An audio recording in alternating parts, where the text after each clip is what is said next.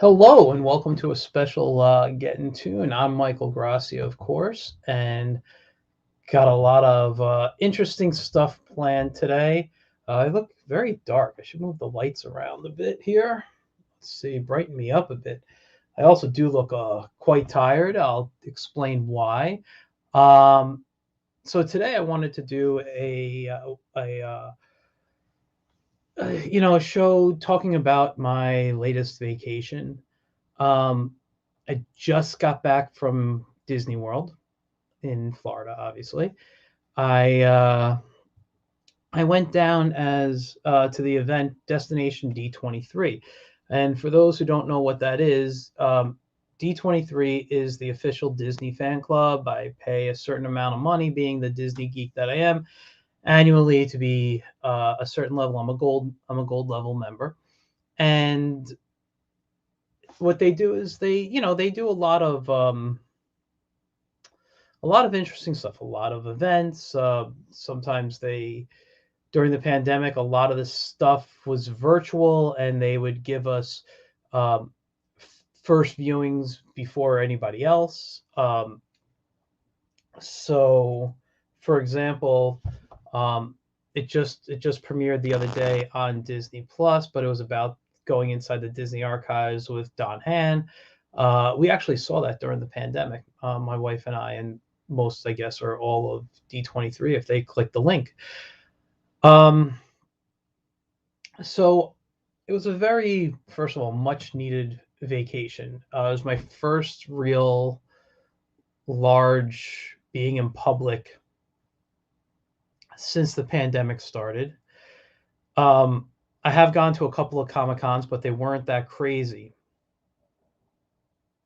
And I'm not gonna lie, I was a little nervous about the traveling, being on an airplane, being cooped up for 2-3 hours on a plane with a bunch of people. I know we're all wearing masks, but the air is being circulated, and I know that they are. I know they are filtering the air, and they're doing all these different things. So hopefully gave me the illusion of some safety. And being in Disney World wasn't bad as long as you're indoors, mask is on. Outside, as long as you're not in a large crowd, mask is off. Um, I will say something I learned this trip. I've reached the age where I cannot wake up at 3 o'clock in the morning to catch a 6 a.m. flight and think I'm going to do two parks in one day when I get down there.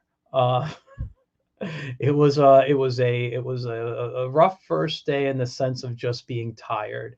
A lot of fun overall, but just being exhausted. Um, I I'm kind of ashamed to say this, but I fell asleep um, during the Carousel of Progress. It's a 20-minute show. If you've never been on it, it takes you through the history of progress, technology, and stuff. And it's my all-time favorite show down there. I know I get made fun of a lot for that, but I know there's a lot of people who feel the same way as me. And when they sing "Great Big Beautiful Tomorrow," we sing along. Uh, but yeah, I fell asleep on it. That's how tired I was. I've never fallen asleep on that ride, show, whatever you want to call it, before. So that's how tired I was. That's how I know I can't do such an early flight anymore and then try to do 2 days in the parks. Um, but it was the last week of the Food and Wine Festival. It's my favorite time to go. Doesn't have to be the last week, but the Food and Wine Festival is my favorite time to go because I love food. And well, enjoying food is one of the great things about traveling around Epcot during the Food and Wine Festival. Um, I didn't try every country. I didn't go to like unfortunately like the like India and stuff. I was I wasn't nervous about eating the food. I love all this stuff, but it was just the stuff I ate before. I didn't think that was going to mix well at the time, so I really enjoyed that. But I do, and I always hold on. Sorry, I dropped something. I always pick this up. I'm going to show you guys some things that I picked up from Destination D23, some of the stuff they gave us, but I'm also going to talk about some of the stuff from my trip here that I purchased for myself. And one of them is this, the festival's cookbook. I love to cook, all right? And these are recipes from the Food and Wine. You know, this one talks about actually is really cool because it talks about some of the chefs in there that are help putting this stuff together, and they talk to them. They have drinks in here if you're into alcoholic beverages. They have let me just find a lot of chef stuff right here. I'm trying to find recipes on this one here. Okay, so here I wouldn't even know how to say it. It's a chicken dish, a carne gustada with black bean cakes, tomato relish, and cilantro lime. Recipes in there. All right, delicious stuff. I actually tried something in Greece. In the not that they had a Greece kiosk there, and it was one of the best things I've eaten in I don't know how long. It was a grilled cheese, and when I say grilled cheese, I don't mean between bread. It was literally grilled cheese covered in honey and had crushed pistachios on top. It was a very simple preparation, but man, it was delicious. It was like the great thing to end a day for like a dessert. Although I didn't eat it for dessert, I thought it was fantastic. And that's what I did at night. I went to Epcot for the Food and Wine my first day there. The second night, we actually did Epcot for Food and Wine for lunch. We got there probably around opening time, and we got on the Remy Ratatouille ride there, which is difficult to get on. We were lucky to get in. When we tried to get in the queue, we got in a quick group. I think we were group 6. We got a text arrive at a certain time, and what was nice is we got there before like a lot of people, so the queue line we just walked right through.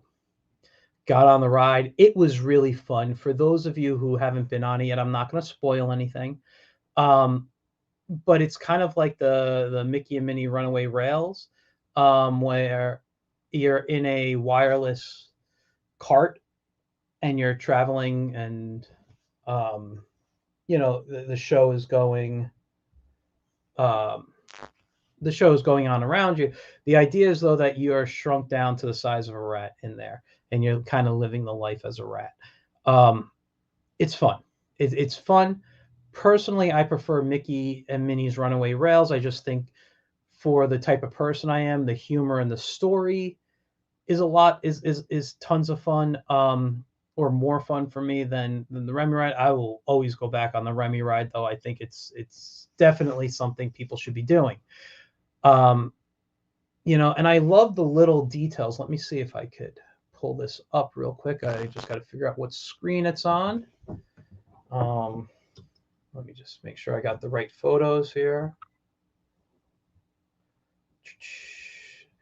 Okay, so this right here, let me just share the screen.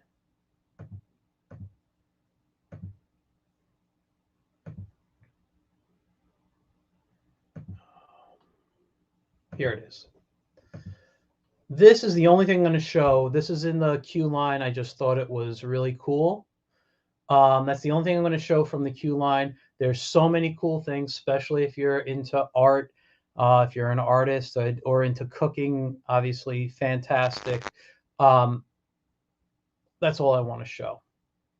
All right.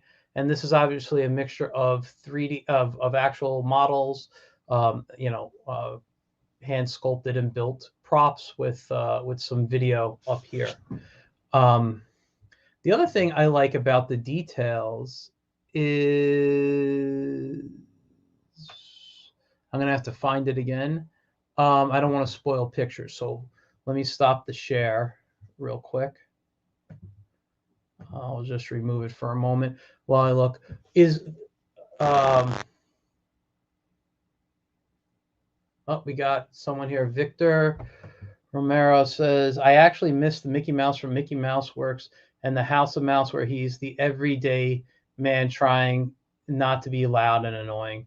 Um, I I could see that. I you know, the new Mickey cartoons where the Mickey Runaway Rails is based on. I know a lot of people have issues with the designs. Um, you know, being an animator myself, an illustrator, and having friends who are animators and illustrators, and just friends and stuff who are Disney fans, they have a lot of issues with designs. They have a lot of issues with the cartoons. What I like about it is I like that they tried to bring kind of a classic look, like the kind of go back to the old days of the 30s and stuff with Mickey, and update it with a little bit of humor. Now, I've never been into the gross out kind of cartooning humor that like Ren and Stimpy did, although I did enjoy a bunch of Ren and Stimpy as a kid or as more of a teen. Um, I I don't like when they do the gross out stuff. But there's such good humor. It's almost like Disney teamed up with Looney Tunes writers, you know, to get the humor in those cartoons. But I understand what you're saying. I did watch House of Mouse, and I really enjoyed that version of Mickey. He doesn't have to be out there crazy all the time. Um, and he's supposed, you know, where you use the word everyday man, he is kind of supposed to be the everyman, I believe. He's the one that brings us into the stories, and it's all the other characters around him that do the crazy stuff, supposedly, like Donald, his anger gets out of hand, Goofy, and Pluto gets into his trouble being a dog. It's the whole thing. And Mickey is supposed to kind of be the voice of reason, but when he's going nuts and crazy, it's the type of humor today. That's all I can say. It's the style of humor. Um, I don't know what else to say. Everybody, you go back and you watch these even live action shows. And I remember my sister-in-law really loving like Hannah Montana. And I noticed it after that with that show. Like I watched one or two episodes, and I'll notice that you know, they always have the character who's really dumb. I think it was her brother in that show. And then every other show that kind of follows that pattern, there's always that really dumb, goofy character. And then it's like, okay, well, that one dumb, goofy character is good. Let's bring two in. Let's bring three. And now everybody kind of has that personality in these TV shows for kids. At least the ones I've seen. I haven't really watched them lately. I don't know if it's changed. But from what I saw around that era and kind of followed for a bit, everybody just had to be dumb and goofy and loud and silly and insane. And I'm just like, obviously I wasn't the age group for it, but still, it's just not something I would want a kid to watch.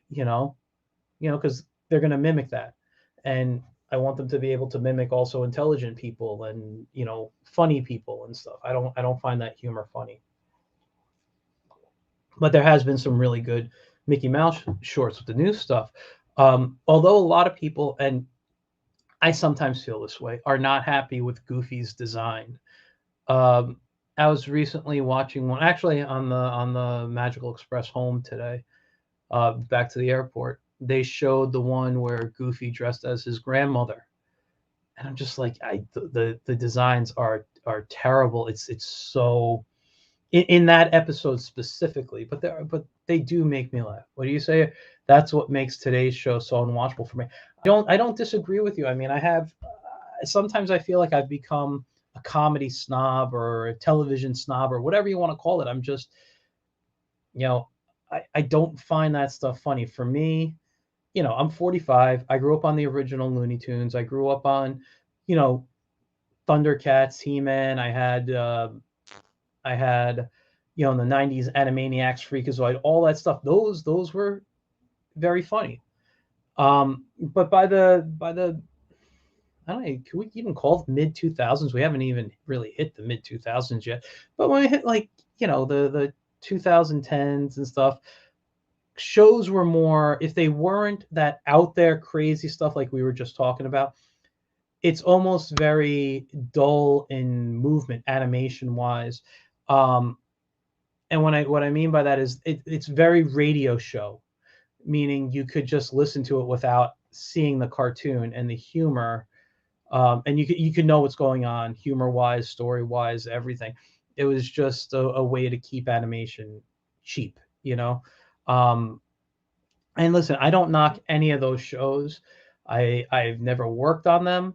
Um, I can tell you if the shows are for me or not for me, but listen, people worked hard to get those shows on. There were a lot of people who worked hard, working on those shows to make them, and whether they like doing it or not, they put out a product that you know had a fan base, and you can't knock that. I mean, they did something that entertained, and that's what as artists we try to do.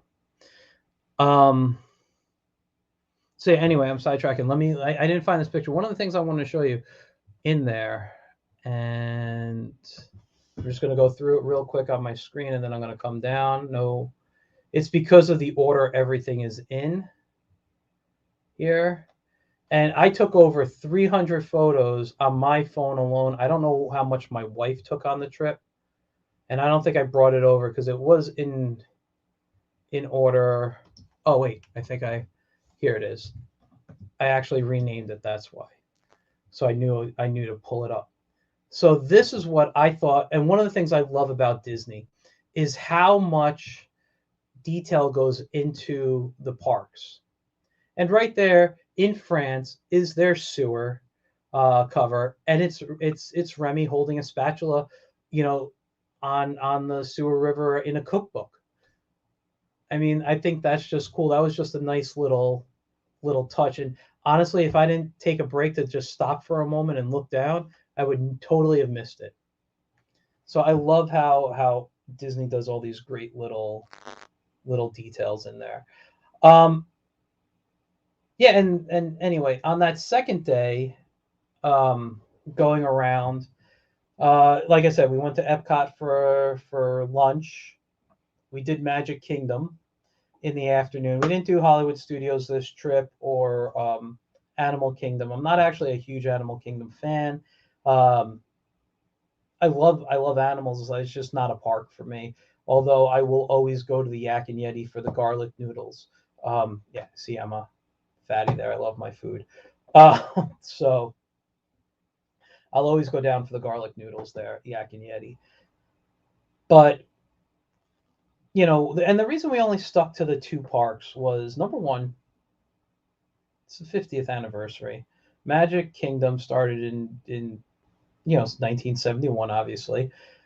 And I wanted to make sure to see the parks. I wanted to make sure that this is my only time I'm going to get down there during the 50th anniversary at all. And I wanted to make sure that what I was seeing was really about the original stuff. And now Epcot opened in, I believe it was 82.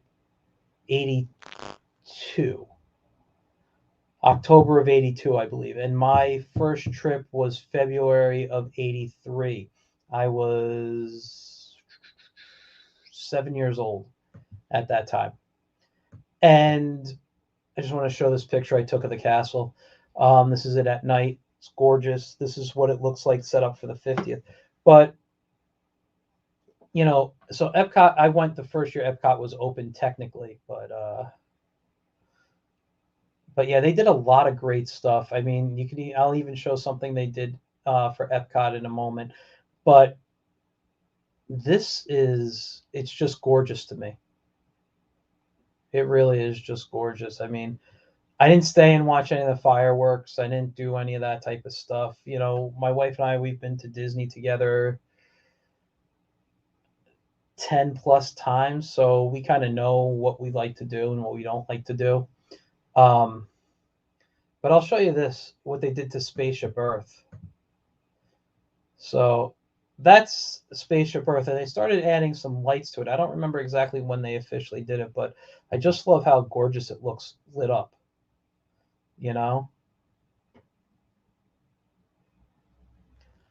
Um, so yeah.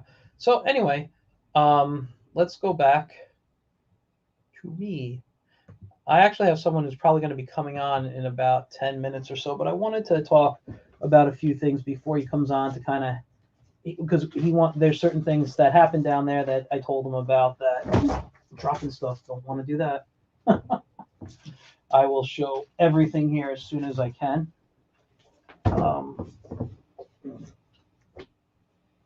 So when you first go, they had a little, goodie bag for us here. Got this great Destination D23 tote bag here. Right, well, that's the Disney Plus side. This is the other side, Destination D23. So I've been a member of D23 on and off for a while.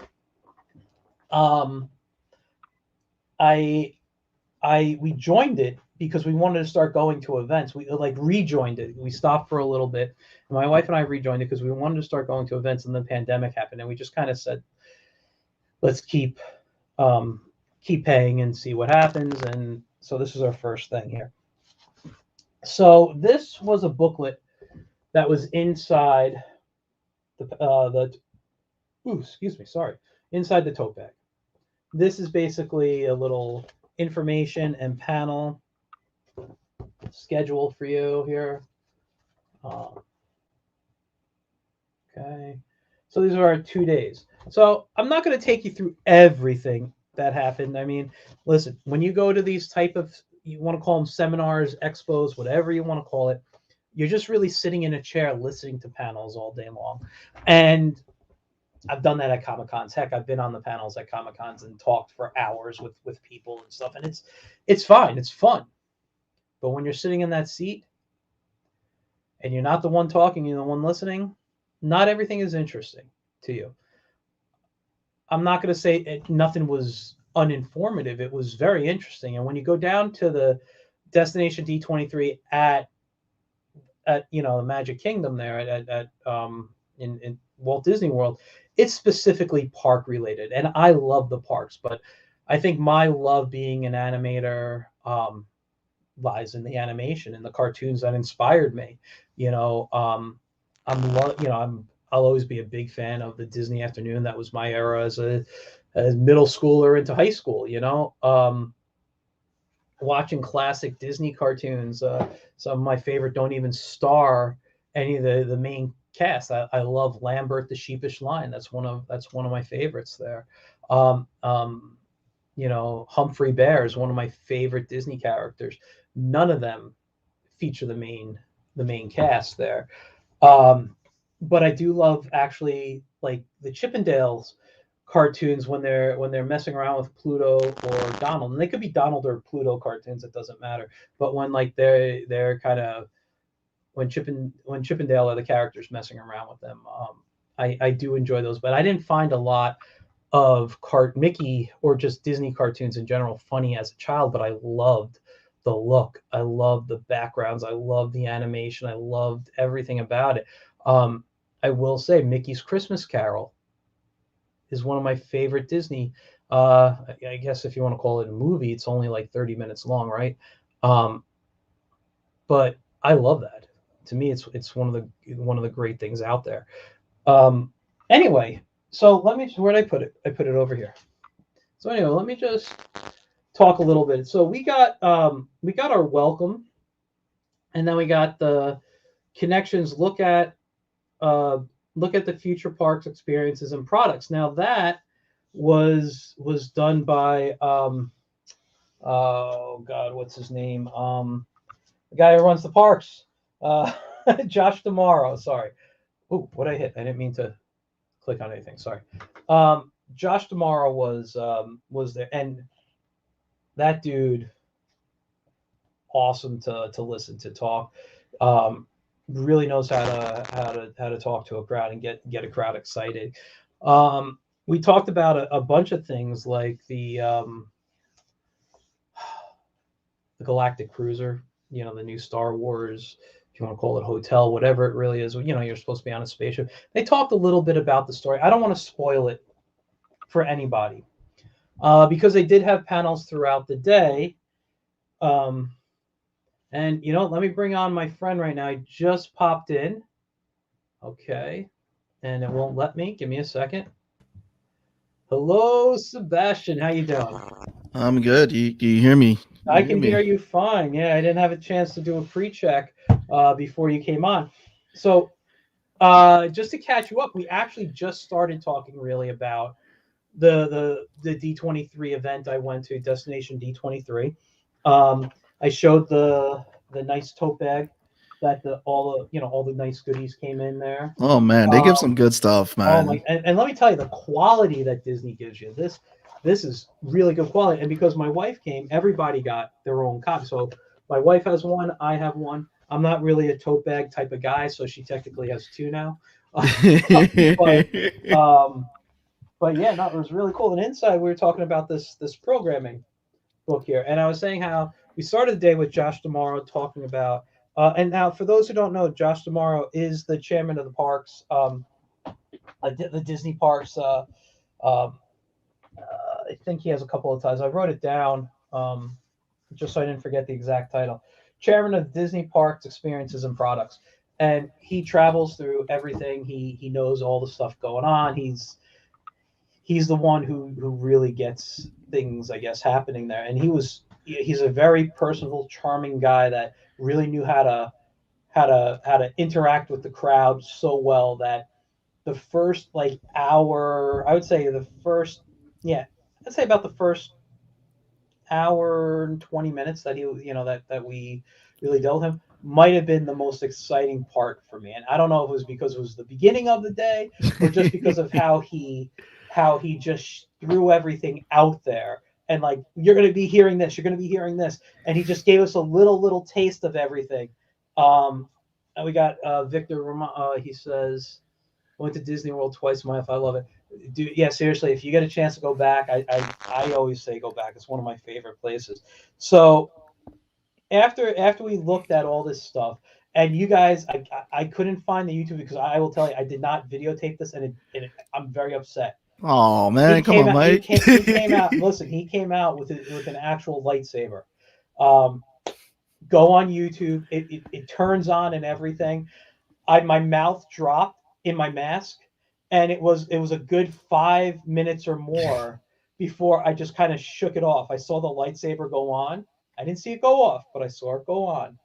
There's this great YouTube video of it, and if I would totally look for it right now. I should have sunk it up, but holy, Listen, dude, you were in the most magical place. Like again, as much as people try to talk about Disney, that you're in one of the most magical places currently right now, man. And yeah, then at the same time, they're at D23. So yeah, you're gonna be yeah, excited and all yeah. that, And let me tell you though, the most magical thing Disney will ever do is they magically shrink your bank account. Um, man. but seriously, I'm always willing. Listen, I always go down. I'm like, I'm not gonna buy a lot. I'm not gonna do this stuff, and then I come back and I'm like, I might need to buy an extra suitcase. Yeah, come back Bro, home. it's Disney and Universal that Yeah. you have to bring an extra suitcase for. Last time me and my wife went to Florida, we went to Universal for Harry Potter World, but the next trip Uh, to Orlando is going to be Disney because we want to go back to the Magic Kingdom. And it's funny yes. because you go to Disneyland versus Disney World, there is a world of a big Yeah, I difference. haven't been to Disneyland yet. I always been wanting to go. I'm just going to show you something since I don't know if you saw it, but um, oh damn, did I just move off the wrong screen? This is the problem with Yeah, having man. three screens while you work here. Uh, I just wanted to show you what they did for the castle for the 50th. This is what Oh it looks like. wow. That, excuse me, that is one of my favorite pictures I took. I cropped a lot of people. It's actually longer where there's people below it. Bro, it looks like it was made using Maya and 3D and was it it looks like you got a 3D image, it was ripped, it's textured, it just Yeah. that's just It was a beautiful, perfect night for that shot for me. You know. Um, anyway, so they did what was called Weird Disney. All weird right. Disney. So Weird Disney World, and they took us through um, like old ads. and crazy things that like they showed us a commercial from like the 70s that had the craziest jingle you ever heard. It was just, like obviously, I'm sure if you guys are D23 members, I know they Facebook live a lot of the stuff, but I think they take it down after the live event and only put it up on the D23 website. You can watch like basically everything that I sat through and not pay all the same money I did. But but no, Weird Disney was very interesting because you know what? Some of the stuff that they showed that were like commercial based and things, I remembered from like the 80s, you know, but the 70s stuff, I had no clue. I was born in 76, so I knew nothing basically about the 70s decade. So seeing all the weird, crazy stuff they did um, was fantastic. Now, I do have photos of lots of stuff here. On my phone, I It's like took over 300 photos, but I'm only showing a few things because I don't want number one, I don't want to spoil stuff for people who might get the chance to see them online or in person at possibly a traveling event that they may have, or you know what I mean. So, not saying they're having listen, one, you but you got all the tea, Mike, and yeah, people are gonna be like they're gonna be like, let's show us the pictures. Just that Jerry Maguire meme, show me the money. This is what people are like, yeah, show me you'll see tease. stuff. Don't worry, you'll see some cool stuff. Next, we had the Walt Disney World Trivia Challenge, the Vacation Kingdom. So they did these breaks where they had an app and they would put on the screen um, what's it called? Um, Projector no, or no, projection. a QR code, and we use our phone to Oh, get onto the website. And then there'd be these questions, and as soon as they finish reading the questions, a timer would go off, and we'd have to, as quickly as we go, answer the questions. Now, I thought I was a true Disney geek. I learned there are people worse than me, that know a lot more. Like the first game I played, I may have scored, I don't know, 700 points. There are people in the thousands, and I'm like, okay, I don't know that much. Hold on. We got who's this here? If I say your name wrong, I apologize. Is this Arilis Delgado? Aurelius. If you're going in April, I will tell you as much as I can. Um, my wife and I we try to go like annually or every 2 years. I'm kind of talking more about the D23, but I'll answer any questions you have that I can in the park. I will give you this one tip. All right. My wife did this. I don't know when we started doing this, but do you know the product, the wet ones? They're like wipes. They could Yeah. be disinfectant wipes, or you can get hand wipes. Buy the hand wipes. Buy a small like travel pack of hand wipes because you walk those parks. You are tired. Your feet hurt. Take them and sit down somewhere, remove your sock if you're wearing a sock and your shoe, and just wipe down your feet. It's cool, it's refreshing.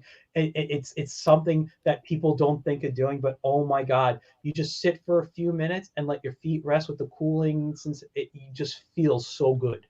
I'm You gonna need have that. to. I have used it on hot days. I actually bring it to my day job. I keep one in my bag with me. Um, because like I die of the heat, and sometimes in the places I traveled for work, they don't always have fans or air conditioning, especially this time of year. So if I'm starting to sweat, I'll just pull one out and just kind of wipe my head and face down, and I just kind of feel refreshed. It gets me through a lot. Joe Ryan says, I'm excited, I'm going in February. Joe, you're gonna love it, man. Yo, There's bro. so much stuff down there. So anyway, after that, they did Planes, Trains, and Monorails, Walt Disney World on the Move, presented by Enterprise. Trying to think if I remember that one well, but it was about how they move people around. And actually, if I remember correctly, the host of that was Brett Irwin, who's the voice of Mickey Mouse right now, because he's a big train guy. He actually loves trains. He showed pictures of him as a child. His family had a train in their backyard and stuff. He's a, I think he said he's a, I don't know if you need a license or he's just a professional, whatever word he used, but he's a steam train conductor as well. So he and And I would get along. cool, yeah, he's a good guy. I'll tell you a little story about him later. Then they did Walt's 70s World, so we took a look back at the 70s and a lot of the products. I'm just looking to see if I have any. I I didn't really take photos of those type of things. I didn't know I could be doing photos in the beginning of the show. What happened was that I saw people telling people, "Can you stop what you're doing?" And they were holding their phones up, and it turns out they were taking video. They weren't taking photos. So we were allowed photos. Mm, They made an announcement later.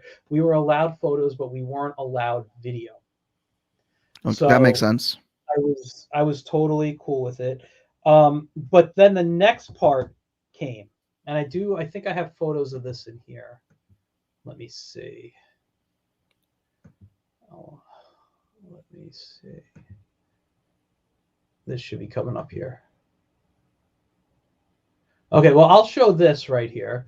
What this is kind of what the room looked like. So I was in the general seating area. There was a preferred seating and general seating. Preferred seating paid a lot more money than I did to go. and and, and honestly, I probably would have paid for preferred seating. But now that I've gone and I went as a general, I'm fine with general.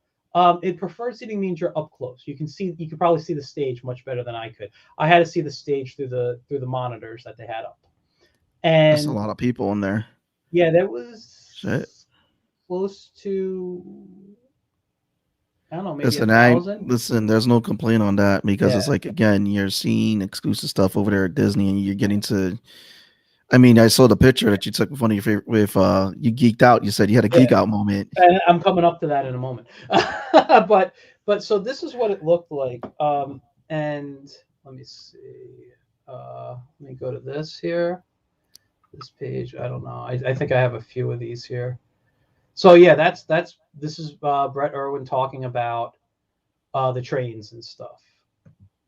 Um, there I am at one of the backdrops. I was going to show all the pictures of me later. I don't know what I'm going to. Oh, this is something I was going to show later. This is um, in the archive area. The only reason I'm showing this is because this is the Disney Wish, the new boat, the new cruise ship coming out, Yep. and I'm not showing anything else from that time from the archive area. The reason is though the Wish is their new cruise line they're coming out with, and people have seen images and mocked art and stuff already. So let's see what else we got coming down. No, not that one. Let's do this one first. So yes, so this is where we're getting excited. Drawn to life, I'm sorry, inside Disney's first collaboration with Cirque du Soleil. Now, I've never actually seen one up close. I've always wanted to go. I think that type of stuff What's is Circus fascinating. du Soleil? Yeah, Cirque du I got Soleil. to Yeah. see the Michael Jackson one in Vegas. They're Oh, really good if you ever that's get to go great. to one of their Yeah. events. I haven't had a chance to. And they always had one down in Disney. There, in Disney Springs, or at least for a while that they've had it. And they created one called Drawn to Life. And what happened? And Joe Ryan says, "I want to see this so bad." I do too. Okay, I'm dying to see this. My next trip, that's part of my plan. And it was supposed to come out like right around the time the pandemic happened. Like one of the guys talking was does like Disney press, I guess. And he said he had his tickets to go see it. He went in for a press thing and he was getting ready to go see it, and then everything shut down.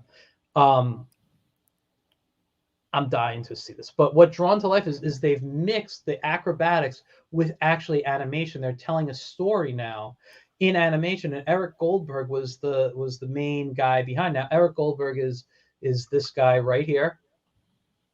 All right. This guy, I believe, is the creator. He wrote the story. All right. And it's actually a very nice story. I don't want to spoil much, but basically, it takes place, it's about a girl whose father was an animator. And her whole life, he had an animation desk in the basement. Excuse me. And he animated. And eventually, he passes away. And she has trouble dealing with it. And she uses animation, and there's Blue to kind of deal with it. And the story is about her and her dealing, I guess, with the loss and finding a new love with animation and stuff. So that's Eric Goldberg. Now, when this panel ended, this is the one panel I said I will not go to the bathroom during. And I'm like, I am not leaving because I'm such a fan. Now, for those who don't know Eric Goldberg, he's most famous for animating the genie in Aladdin. Okay, he has worked on Disney's Hercules, Pocahontas. I mean, he's been along with Disney for a long time. He's also worked on Warner Brothers stuff. He's been on the original Space Jam. I don't know if he was on the new one, but he worked on a lot of stuff back in action for Warner Brothers and everything. This guy, super nice, super talented. I don't know what else to say about him. So anyway, after this panel ended and we were watching the next one, my wife had to step out, step out of the room for a bit. I don't know if she needed a mass break, bathroom, whatever it was. And she said she saw him sitting at a table. There was people there, but she was like, maybe you want to start heading outside. Joe, yes, me too. Big fan of Eric Goldberg. So I said, you know what? I was actually dying of the heat. I was needing a mask. And by the way, I don't know, do I have it here? I don't know if I put it Did they give you like a special mask for you guys? No. Actually, I will say this. When I went to Disney Springs on Friday, I went to the what do they call it? The Under Armour store. Yeah. And I bought one of their sports masks. I have issues with the masks. Number one, I used to have it because of my beard. But I'm very uncomfortable in them. And I sometimes have issues with anxiety and I start panicking a little bit. But the Under Armour masks are so comfortable. They're meant to be moved around because they're for sports, yeah. They're for activity. So I did have a little issue getting used to it, like figuring out where it's supposed to fall on my nose and chin and stuff. But once I got used to it, I was like, I can really deal with this. But I did buy a heavy one, and I did sweat in that one.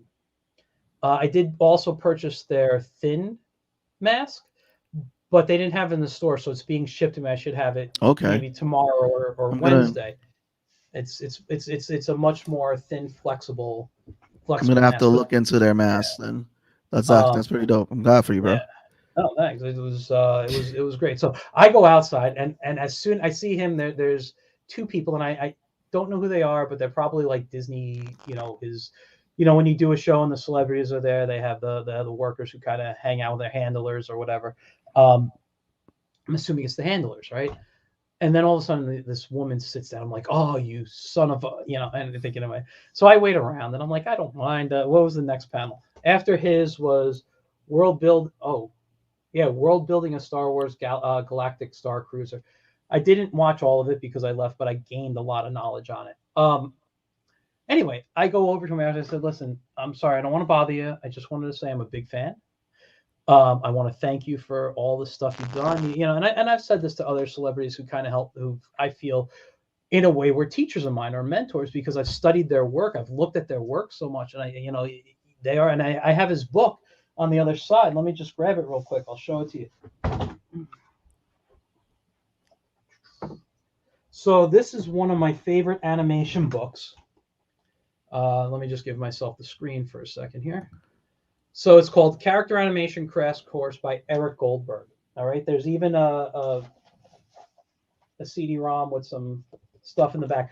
I've never looked at the CD-ROM. I've just kind of read the book and kind of practiced on my own.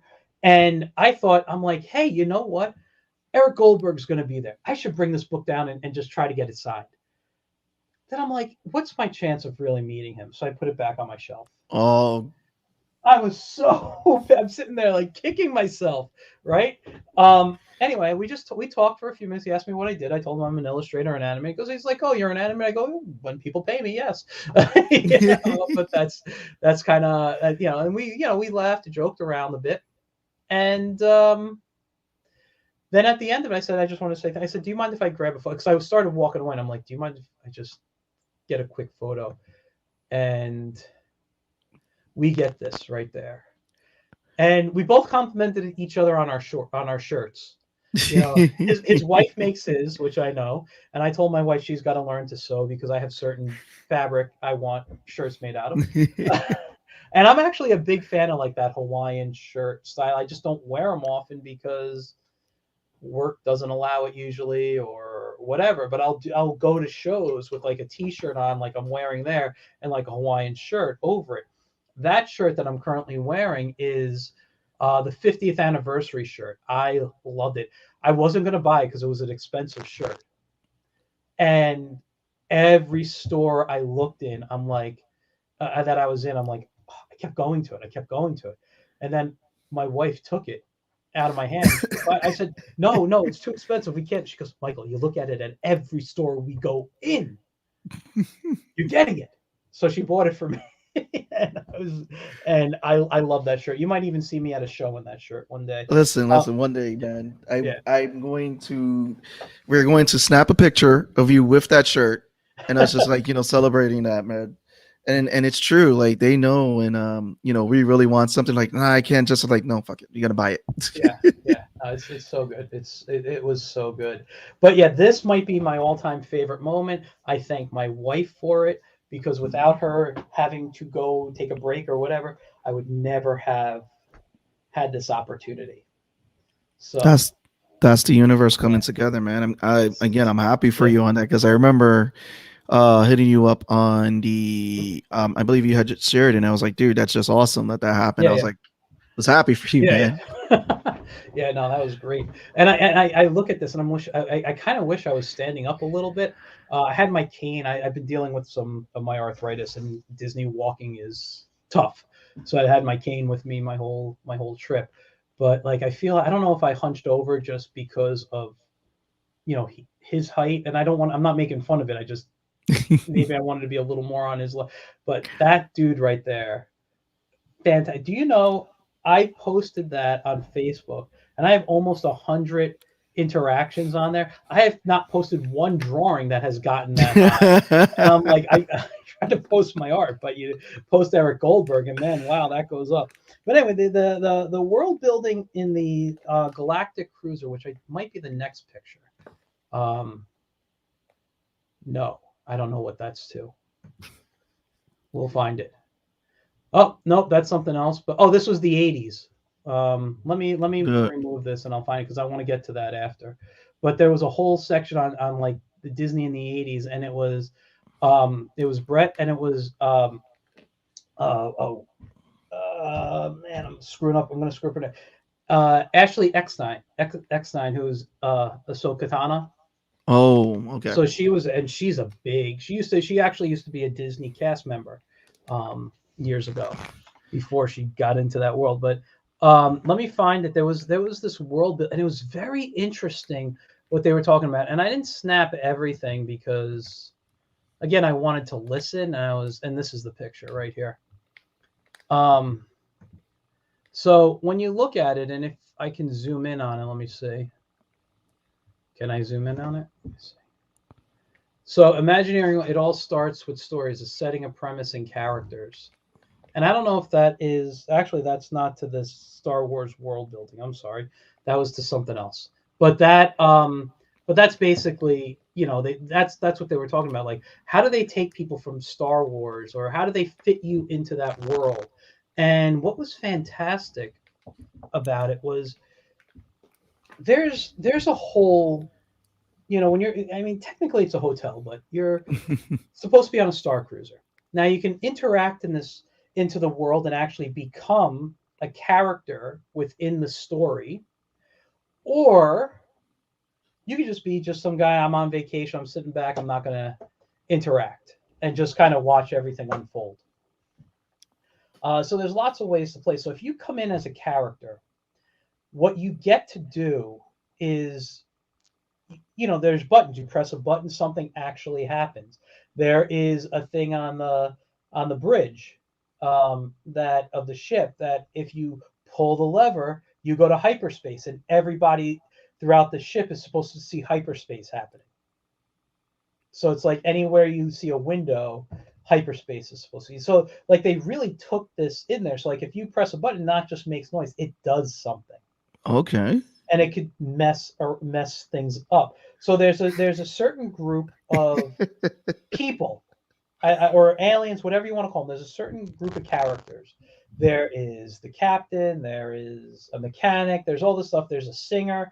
everybody has a part to play. So it's almost, I don't want to say it's a murder mystery because I don't know if a murder happens, but it's almost like that murder mystery feel where you're now into the story, and you got to kind of see what side are you on, how do you get around, and they have things in there for you to do and learn. So like Jedi training, like so you'll get a lightsaber. I don't know what Oh kind, but man. you get a lightsaber, and and like you're in and you remember when Luke had that little Yeah, the little ball the thing that he ball. kept firing. So there are things on the walls that do that, and you have to try to deflect where they're coming from.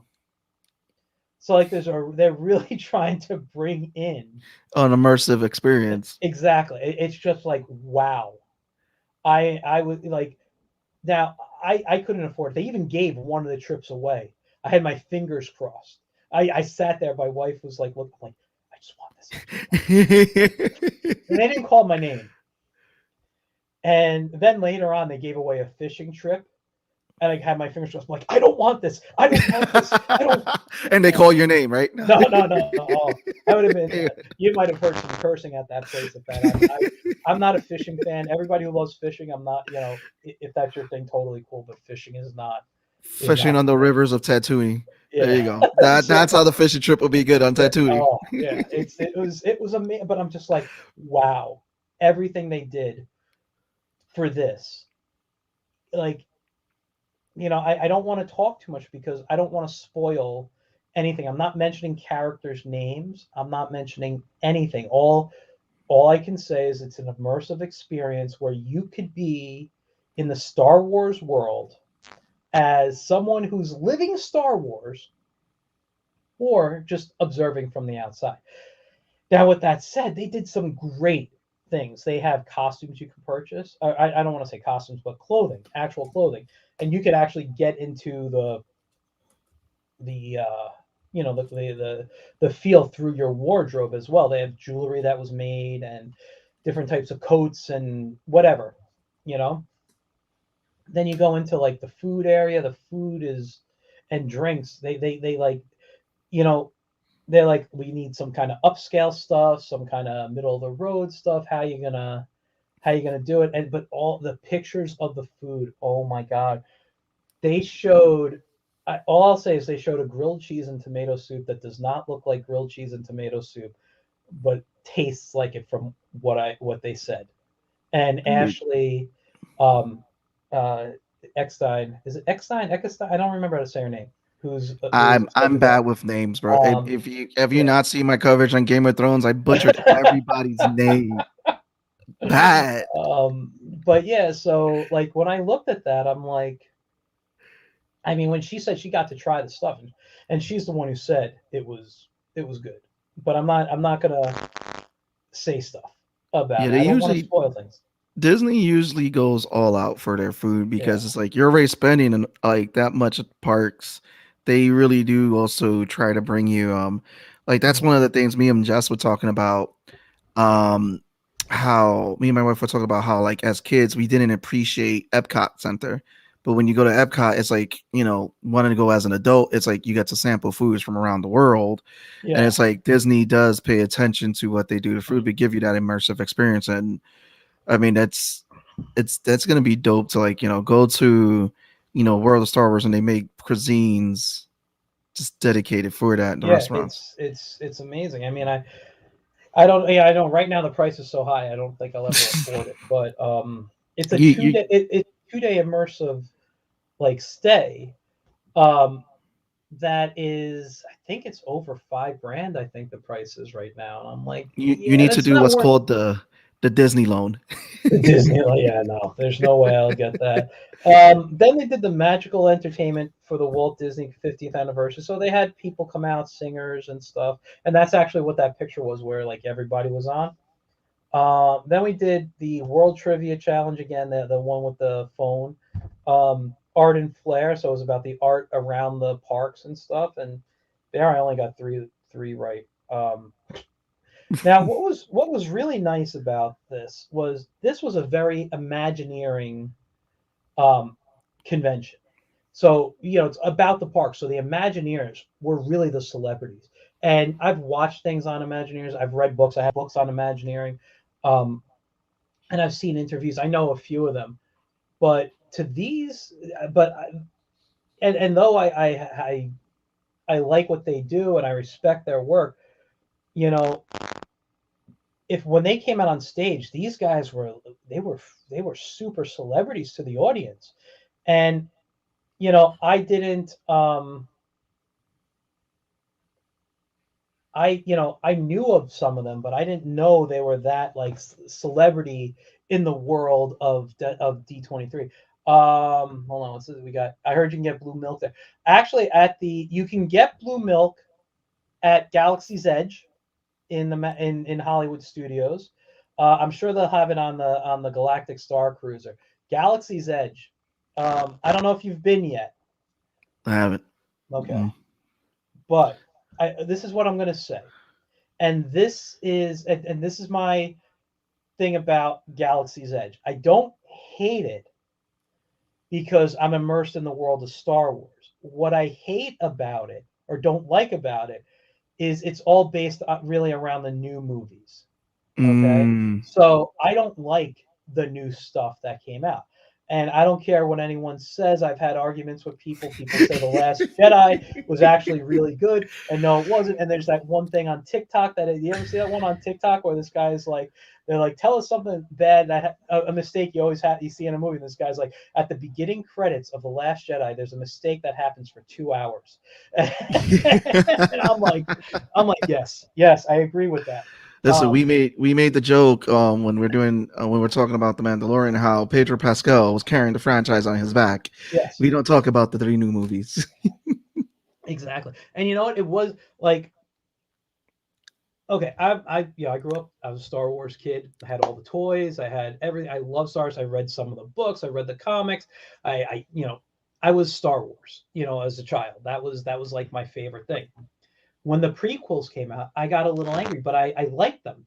I ended up liking them um, because I've always liked Darth Vader, and I liked to see his story unfold. And then when the Clone Wars came out, I enjoyed that because I liked the prequels. Um, oh, actually, no, I'm not a Jar Jar fan too much. Sorry, but I am. I am. It's funny. They said that if they really were going to pull the plug, there were rumors that Jar Jar was supposed to be a Sith Lord. He Yeah, was he I've was heard he was that. faking it the whole time. And you know what? Who knows? They could have done that. I probably would have been cool with that.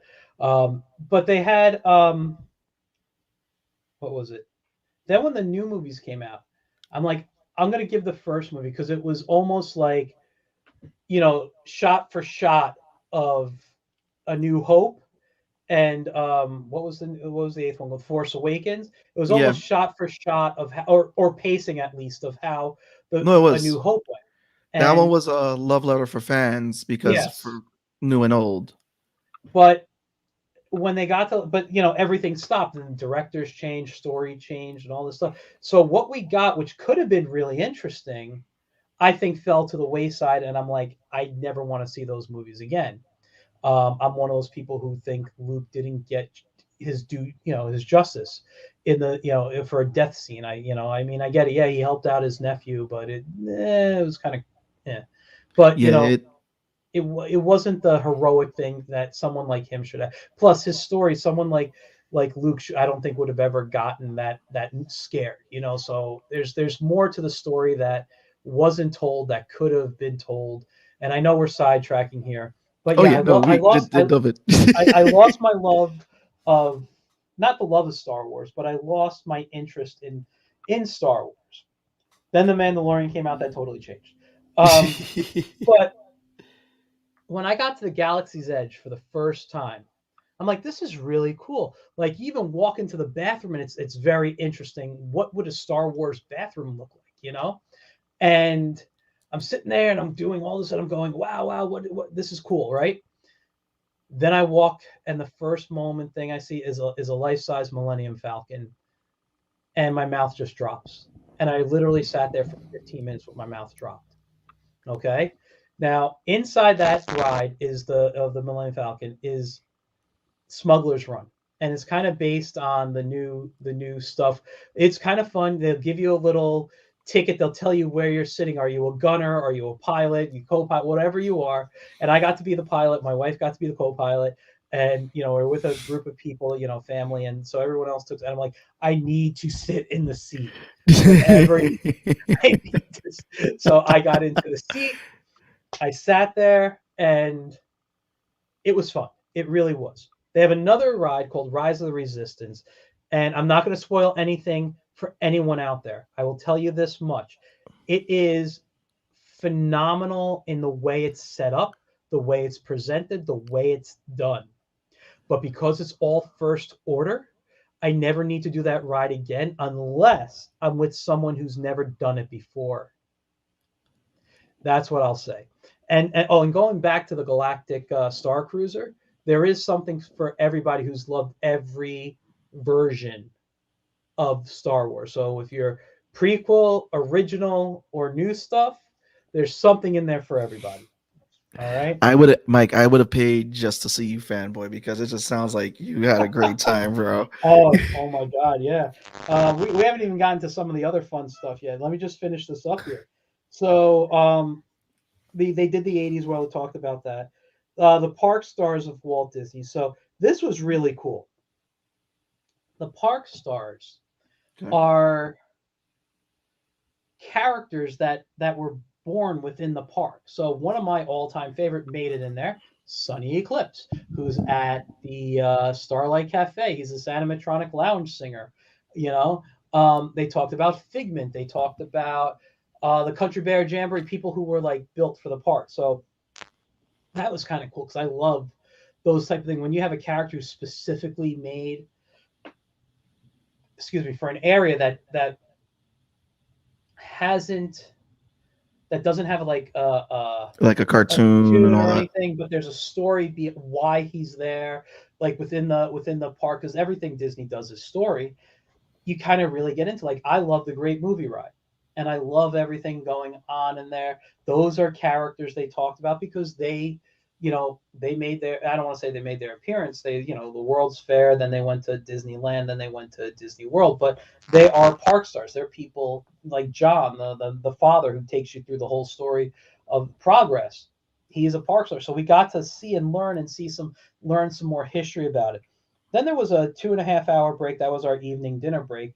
And we ended the night with two things. The first was the magical musical world of Encanto.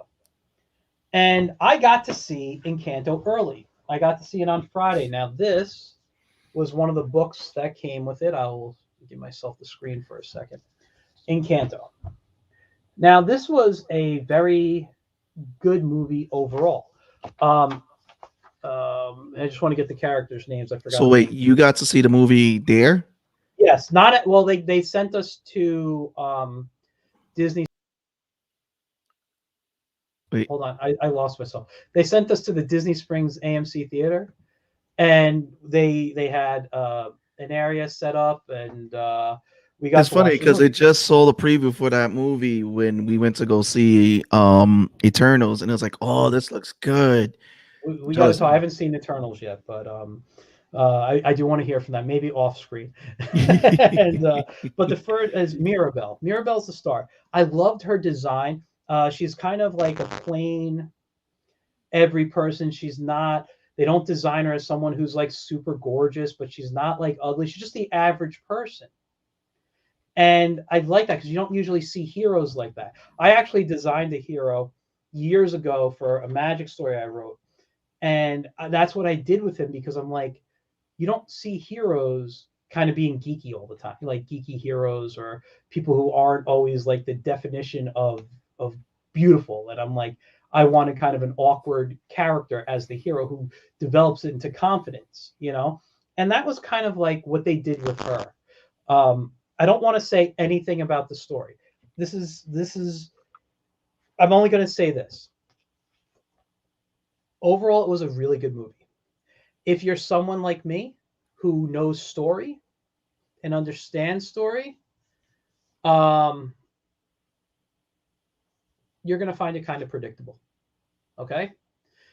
Uh, but And I found the first like 10, 15 minutes a little slow for me, which you listen, the rule in film is on page 20, 22, whatever it is, that's when the action's supposed to start. That's when the story's supposed to start. Everything else is just kind of build up. It was a little slow, and I don't know if I was tired or what from the night before, but I kind of closed my eyes for about 5 minutes in the beginning. I don't remember a few minutes of it. Um, but then her sister's character, Louisa, her song comes on. And her song, I think, is the greatest song in here because every person, she's the older firstborn child in this story. But I think every person can relate to what Louisa's feeling in this song. I almost teared up. That's how much it connected with me.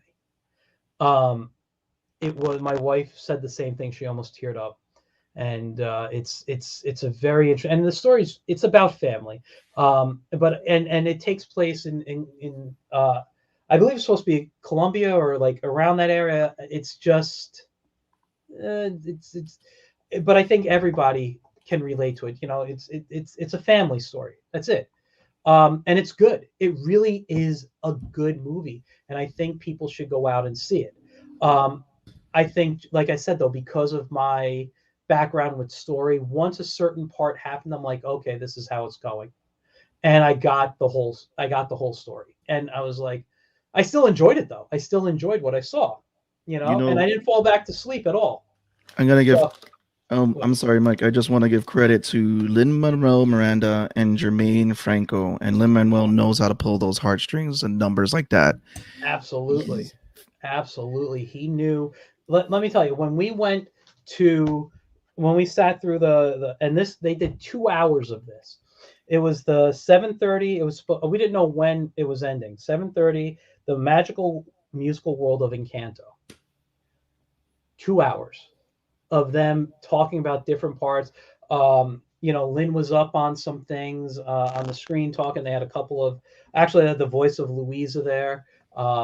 It was really interesting. However, for me, I think it went a little too long. I'm not listen. I like music, but I'm not like into music like that, where I need to hear somebody talk about how they put a little reverb on something and how it changed the like. To me, that doesn't do anything to me. For me, you know what I mean? Like, I love I love music. I love how it helps tell the story, and I think if they really focused more on the storytelling with the music, I would have really enjoyed that panel a lot more. It wasn't a bad panel, but it was some things were a little boring because I don't get the tech of Hmm. music. I don't understand it as well. So it was a little too techy for me in some spots. But it was a really good one. But then after that, we got to see what's coming out on, I believe, Wednesday for the rest of the world. The first two episodes of Hawkeye. Oh man, that And was a great episode of MASH, huh? No. so, again, I'm not spoiling anything. I will not ever spoil anything for anybody. My first rule is I give everything 3 episodes. Okay? Um, and this is only a 6 episode series right now. I give everything 3 episodes to make my decision. But I'm going to tell you, the way they ended episode 2, I am pissed episode 3 is not coming out this Wednesday. Okay? It was, let me tell you, it's obviously a passing the torch story. Everyone knows this, right? Everyone knows it's a passing the torch story if you've seen any of the previews. Um, and I've always enjoyed Hawkeye's character. Like I've never been a big Marvel fan. You guys know me; I'm more of a DC guy. But there's always been Marvel characters I've always enjoyed. Hawkeye was never. I never got into Hawkeye as I found them fun sometimes to draw, but I was never into his character much. But when he came on the Avengers, I just liked his personality. You know, he's not my favorite Avenger from the movies, but he's one of the. I'm like he's a very interesting character that I wanted to see more with. And I do wish a show kind of came out like a prequel almost to show his life, his development, because They you can see this is what. like his development becoming Hawkeye Yeah, or becoming Hawkeye, how he became. Like, I would love to have seen a little bit more of him in his history, kind of like what they did with Black Widow, you know. Um, but he gets this show, and the girl who is eventually, I guess, going to take over for him. She has, in the beginning, she comes across very annoying to me, at least, and I ended up liking her by the end of the first episode. I think she's going to do a great job. I think it's definite Marvel humor. You're going to really like it. The opening sequence with Hawkeye, not the girl, but with Hawkeye, so good. So a lot of great humor in there, and his facial expressions make that scene. All right, and you do learn a bit about him, not in person, but how he moves, how he looks at things, how he talks to things, how he's always observant, why he's good at what he does. You know, that's um that's something that they kind of do between the first two episodes. What I will say, and this is just me, they don't hint at this, they don't say anything about this, that I do think they're going to kill him. Whether it's in episode 6 or next season, I don't see him lasting a while. Um, I'd like to see him have a happy ending, but what I've seen coming in these first two episodes, I think they're going to. This is just my early prediction. I don't know what's happening. I'm gonna use that on the show next week. Episode 3 is going to change it, change my thoughts. Maybe episode 4 will. I don't know, but you kind of see where he's at in his life, and I personally think he's at the point where if he died, it's not a big deal to him. That's how I'm seeing him in the first couple of episodes. It's funny because like everybody expected and it's gonna be funny to see that when it comes out because now I'm just like excited because that was a speculation for people when it came down to the second Avengers movie. They thought he was gonna die then, and then they thought he was gonna die in the Infinity Gauntlet. It's like, and again, regardless, Jeremy Renner. I mean, not Jeremy. It's Yeah, Renner, right? yeah, Yeah, I give him kudos for just bringing his character to life and the way they because yeah. like Hawkeye in the comics, which I agree. To me, Hawkeye in the comics wasn't one of my favorite characters. The Mhm. only scene I liked that really made Hawkeye one of my favorite characters was in the Avengers Disassembled storyline Mhm. when he went out to take out an entire scroll ship by sacrificing himself and flying into the ship and letting all his arrows just like explode. Yeah, Which is like that was at the point where they're like that's when the character died the first time. But yeah, like again, he wasn't really a popular Marvel character because he was overshadowed by so many characters. And for what Jeremy Renner's done, I'm yeah, really excited to see the show. Now you got me even more yeah. excited, more No. hyped. And when it comes out, and I'm gonna be texting you like, Mike, what have you done to me? Well, listen, I'm just making stuff. I don't want to say I'm making stuff up. This is what I'm predicting. I don't want anyone to take what I'm saying as fact. Uh, Everyone's going to make their own opinion, but when you see, and let me tell you, he still cares. He's still a guy who cares. I just think he's kind of at that point, and I think a lot of us maybe have gotten that way, whether it's with work or whatever. Just everything that's come to this point in our life where it's like, I don't care. I just don't care anymore. Like, it What's could be something like you've been at a job for years and you just kind of had that boiling point and I don't care, or whatever it is, medical issues, and you're like, if I gotta go, I got whatever you have. That's your life. But I feel like that's kind of Hawkeye's personality at least within the first couple of episodes. But you can tell it's like I still care and I don't want the end to happen. I still, but I like that's how I feel they're playing it. listen, I've been wrong before. My wife tells me I've been wrong a lot, but uh, I'll just say before I've been wrong. So we'll see how it goes. You never know. Listen, Marvel will always surprise you in their films. I find them to be fantastic Oh yeah. things. Now I'm going to show you guys something. I was going to wait till the end, but I want to get this before I forget. Where did I put it? I have so many things here. I was going to Bro, show. I know you came back with a lot of stuff. Oh my God, you have no idea. Okay, well, I can't find it now. I know I brought it with me in here. I'll just show you a couple of quick things, because maybe I'll find it along the way. Oh, there it is. Just while we're talking about Hawkeye, last night we had our party. Right, it was the end of the party. It was called what did they call it?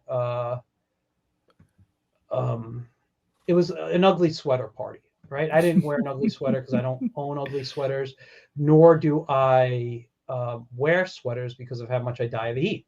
But this was the entrance right here to it, and as you can see, it was snowing in there.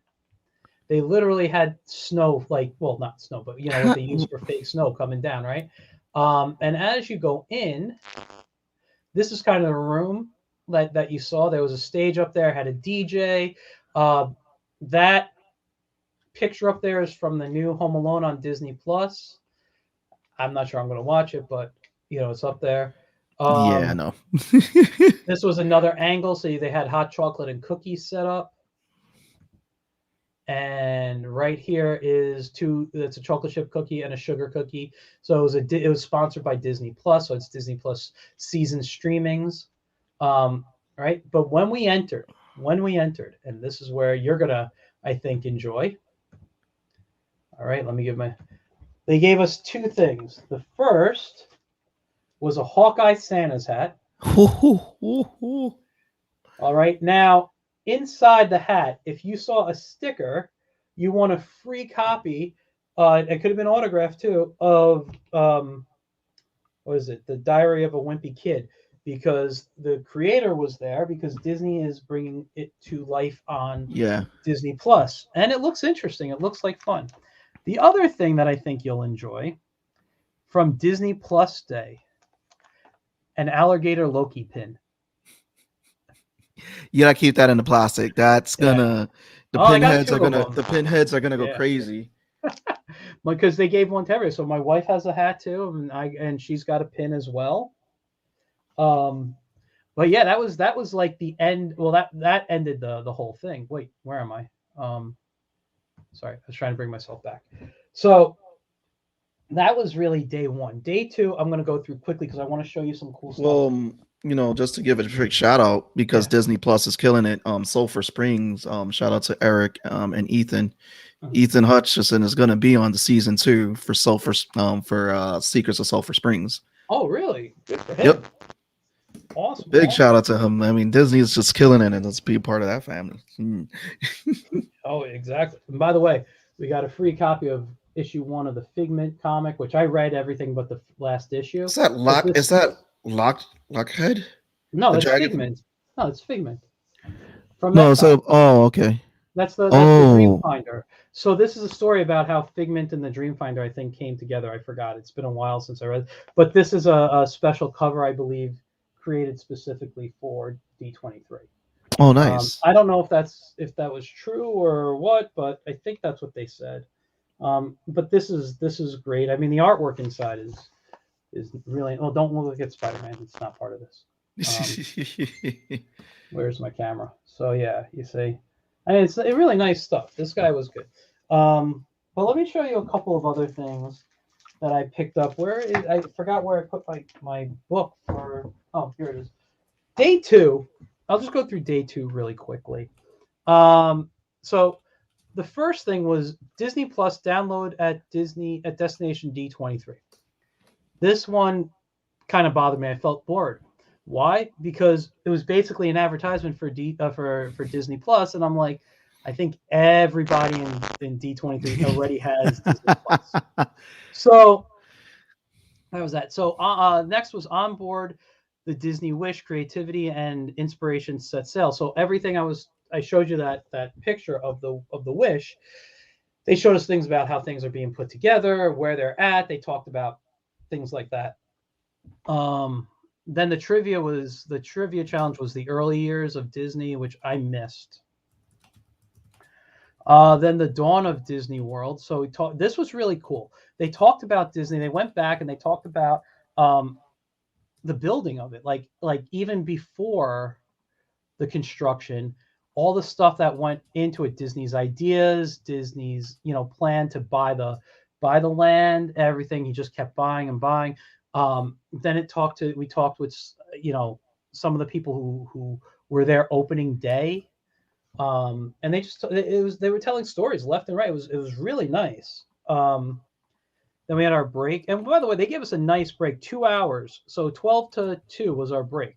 So we can go grab lunch, and then we hopped the monorail to the Polynesian and kind of walked around because we were at the Contemporary. And actually, that night for our break from 5 to 7:30, they give you a 2.5 hour. After we first went to the Grand Floridian and we saw their Christmas tree. They have a actual I don't know if I took the photos of it with me here. They have a gingerbread house that they do. So yeah, I'll just show this real quick. This was the ingredients to build. Where is it here? This gingerbread house. That's Jesus. real gingerbread. So this picture is the ingredients. I can't see it from here. Let me see if I can zoom in a bit. So there Is is that it? 1,000. Did they What? they made that out of real gingerbread? That's what they say. This is supposed to be the ingredients to make that. Like 800 pounds of flour, 35 pounds of spices, 700 pounds of chocolate, 600 pounds of powdered sugar, 140 pints of egg whites. What is that? 1,050 pounds of honey and Disney's magic and pixie dust. So then there was that. Oh wait, did I click on the right one? Oh, that's Mary Blair. Mary Blair had an exhibit on the first floor. So even Okay. though she's not around anymore, but Mary Blair worked on things like A Small World. She's the designer on that stuff. She did so many things. I'm such a huge fan. So it's kind of great to go up and see some of her work close up. I really love her composition, her simplicity in shapes and design. It's fantastic. Oh, then we got that. There is another image I will show you. I think it's this one here. Nope. Maybe it's this one. From There, Ratatouille. There you go. the closest I'm going to ever get to a roller coaster. I hate roller coasters, but the Galactic Guardians is coming soon to Epcot, and that is what the coaster is going to look like. It's basically a Nova Corps ship almost.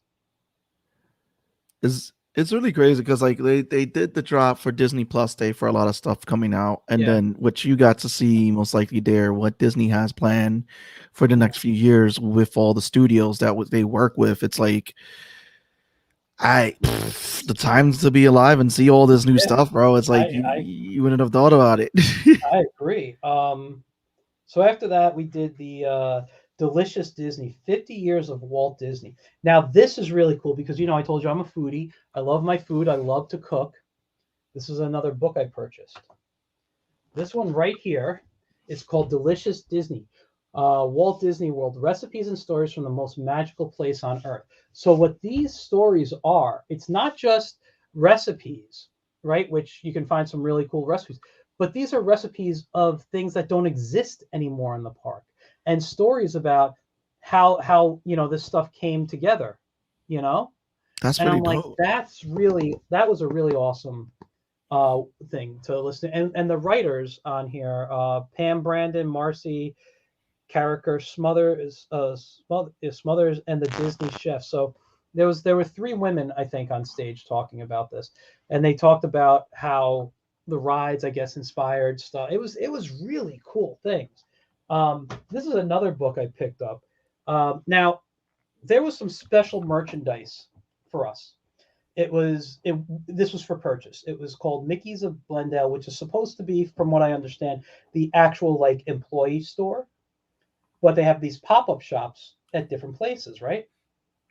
So this book I picked up, and it's Walt Disney. Was it Walt Disney's Land? A Walk in the Park with Walt Disney. So it's really about how. I'll just read it here. An immersive guide to the attractions and landmarks Walt helped create in his original Magic Kingdom. So it's going to take you through the process of this being built, basically through how Walt did it. And you see some great photos, about what's happening, and then That's a beautiful thing to have for history yeah. and all that too. I'm a big. I don't want to say I'm a Disney historian. I'm more of a animation historian. If you want to call me that, you don't have to. I probably wouldn't. But I love that type of stuff. So yeah, so I picked that up. Um, there was this little. I just thought it was cool. It's a Sorcerer Mickey, um, you know, belt clip for a bat for hold your badge if you're going to work or a con or something. Like, that's kind of cool, maybe. Speaking of going to cons, where's the other one? Hold on, did it drop? I had two of these here. I don't know where the other one went to, but they had they had lanyards. There's a Gizmoduck lanyard. Oh, dude, I thought that was a pin, but that looks dope. No. It's So especially perfect too with the new Disney. What was yeah. it with DuckTales that recently got released? I haven't opened it up yet, which I just did here. So lost its value. No, just kidding. The back, actually, it's not. It would be a great pin, but it just goes loop through here, and then you have your clip down at the bottom. I also picked up a Darkwing Duck one, which I had, but I don't know if it fell somewhere. I got to look around. I had them both in this room.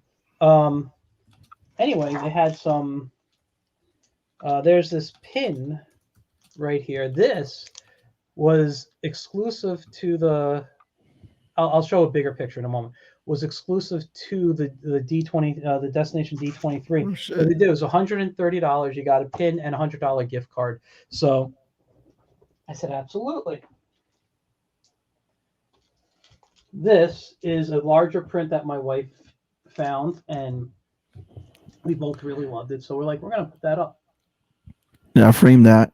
Yeah. That looks like a beautiful, like, because you know that there's select prints that you just got to frame and put them up, but that just looks beautiful for the park. Yeah. I always love the Disney monorails, that they always looked awesome. It's funny. I love the monorail system, and I love the Simpsons.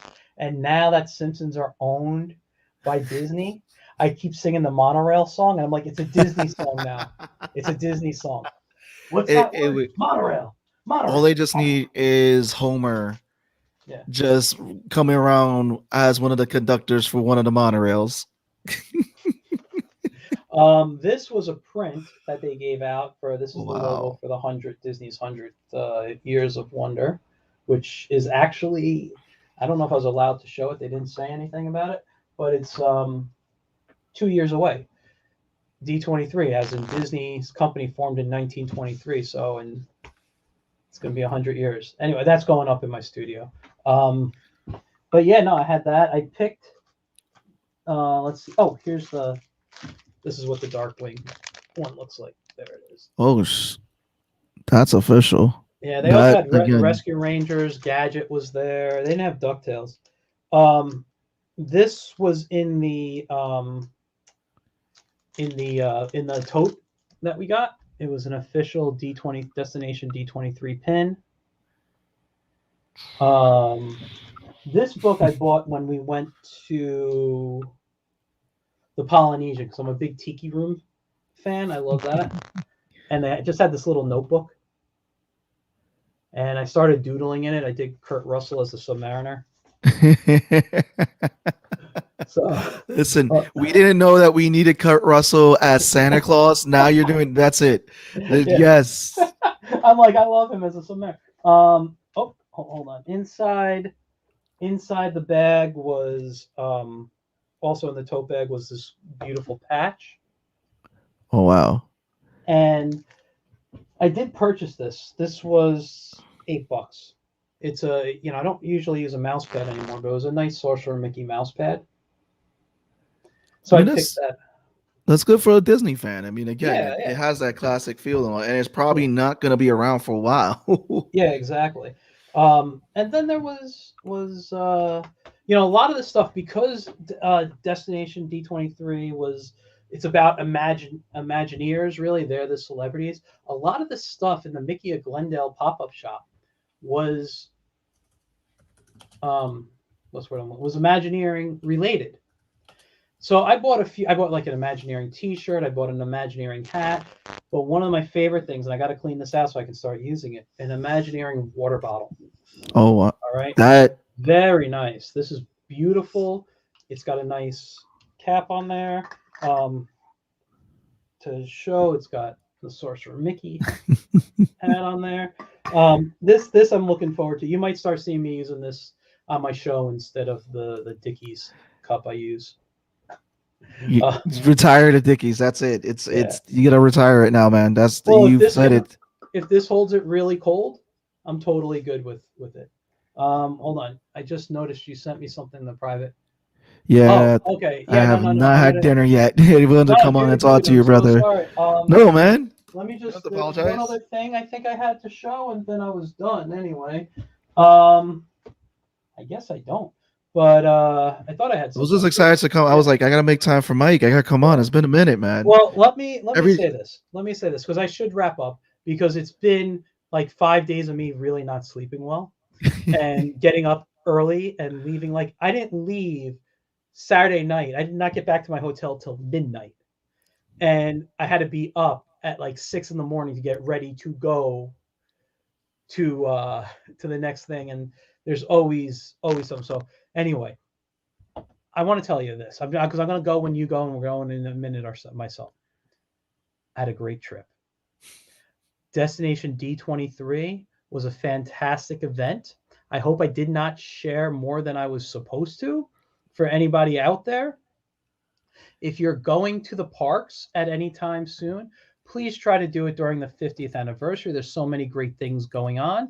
Um, and it's just fan. And if you're not a D23 fan, and I'm not trying to be a salesman here, it's worth being part of it if you really love, excuse me, the parks.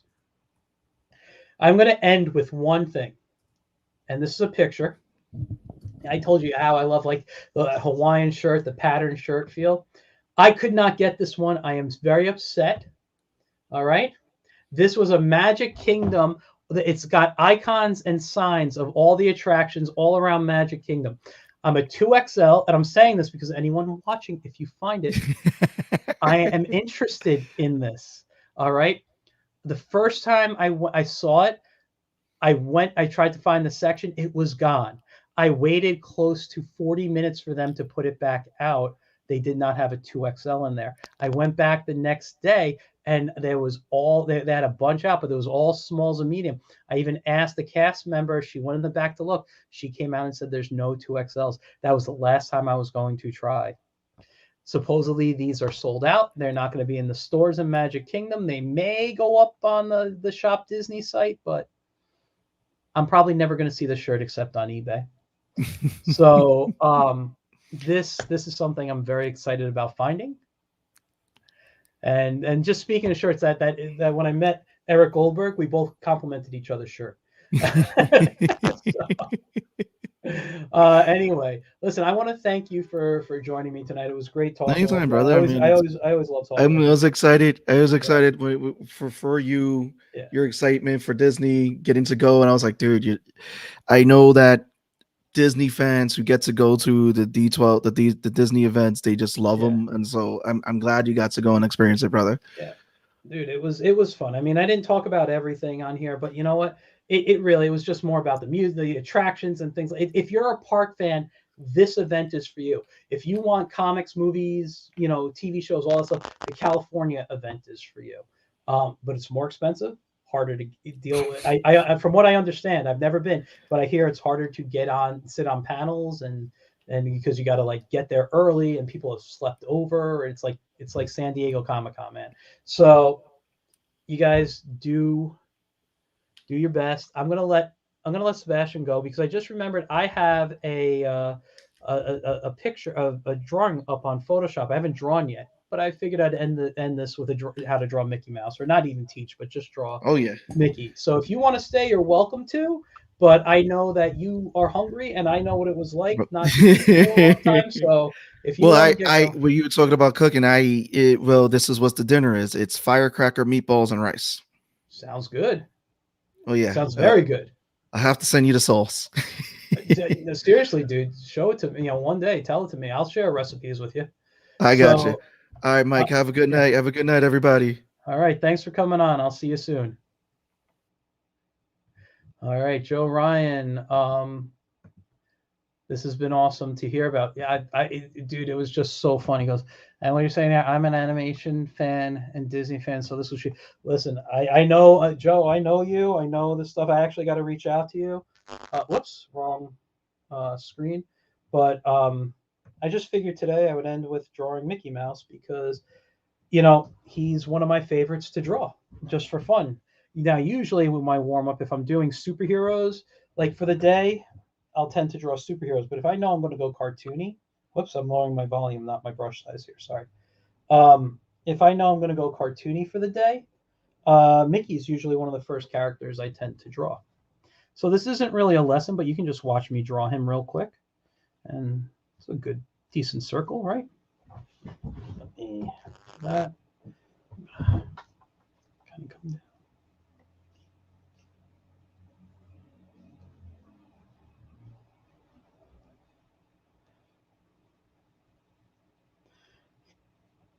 I've always loved drawing Mickey. I do a bad impression. He's one of the first things I teach. I kind of teach kids how to draw.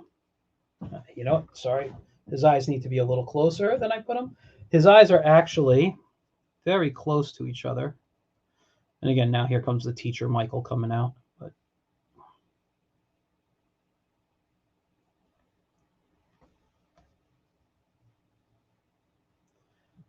I'm very sketchy. It's weird. I haven't really drawn in such a long time. It just feels weird.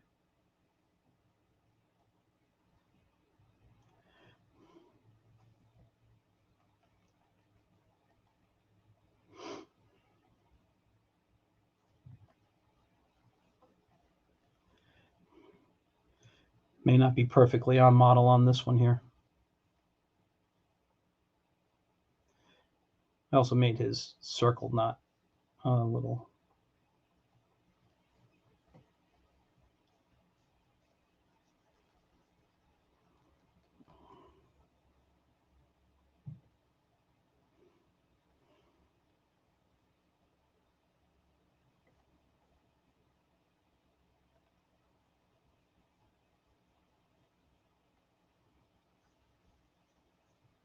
Make sure they attach, right? Attach.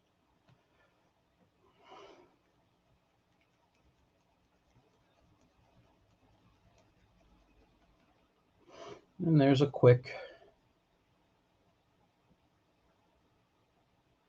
Mickey Mouse right there. But and I'll just say this: one of the reasons I love Mickey um, is his simplicity in design.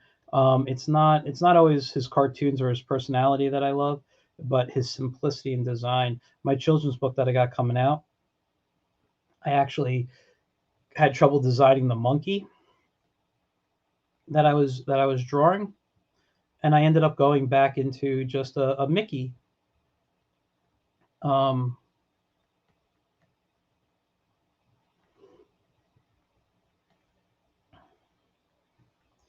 I went and looked at his basic construction, and I'm like, oh, well, that's perfect for this here.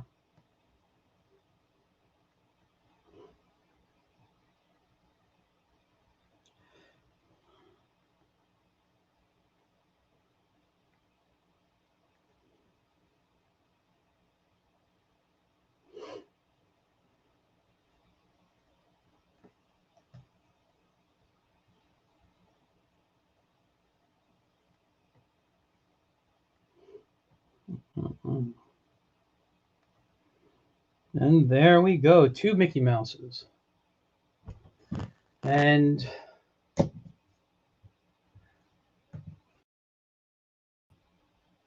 Sorry, I removed myself from the stream accidentally. So, you guys, I want to thank you for tuning in.